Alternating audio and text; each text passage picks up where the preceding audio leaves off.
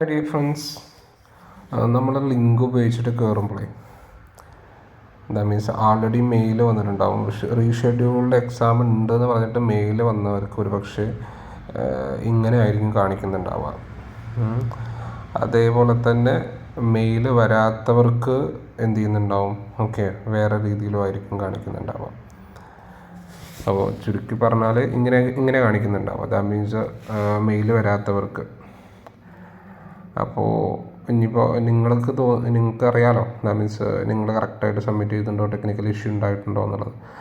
അപ്പോൾ ഒന്നും കൂടി ഈ നമ്പർക്കും കൂടി എന്ത് ചെയ്യുക, ഈ മെയിലേക്കും കൂടി ഒന്ന് മെയിൽ ചെയ്യുക, എനിക്ക് അറ്റൻഡ് ചെയ്യാൻ പറ്റിയിട്ടില്ല, അതുകൊണ്ട് എക്സാം റീഷെഡ്യൂൾ ചെയ്യണം എന്നുള്ളത്. പിന്നെ അതുപോലെ തന്നെ 11 മണിക്കാണ് എക്സാം പറഞ്ഞല്ലേ, ആ എക്സാമിൻ്റെ സമയത്ത് എന്ത് ചെയ്യുക, ഒന്ന് അറ്റൻഡ് ചെയ്ത് നോക്കും ചെയ്യുക, ഒന്ന് കയറി നോക്കും ചെയ്യുക. ഒരു പക്ഷേ അപ്പോഴേക്കും കറക്റ്റ് ആയിരിക്കും. അതല്ലെങ്കിൽ പിന്നീട് എന്ത് ചെയ്യും, അവർ റീഷെഡ്യൂൾ ചെയ്ത് തരുകയും ചെയ്യുന്നുണ്ടാവും കേട്ടോ. അപ്പോൾ മക്കൾ ഈ കാര്യം ഒന്ന് പ്രത്യേകം ഒന്ന് ശ്രദ്ധിക്കുക. ഓക്കെ, അപ്പോൾ ഈ രീതിയിൽ 2 രീതിയിലാണ് നിങ്ങൾക്ക് മെസ്സേജുകൾ എന്താ പറയുക, ലിങ്കിൽ കയറുമ്പോൾ, അതായത് മുന്നത്തെ ലിങ്കിൽ കയറുമ്പോൾ കാണിക്കുന്നുണ്ടാവുക. 2 രീതിയിലുള്ള മെസ്സേജുകൾ വന്നിട്ടുണ്ടായിരുന്നു, മെയിലുകൾ വന്നിട്ടുണ്ടായിരുന്നു എന്ന് പറഞ്ഞു.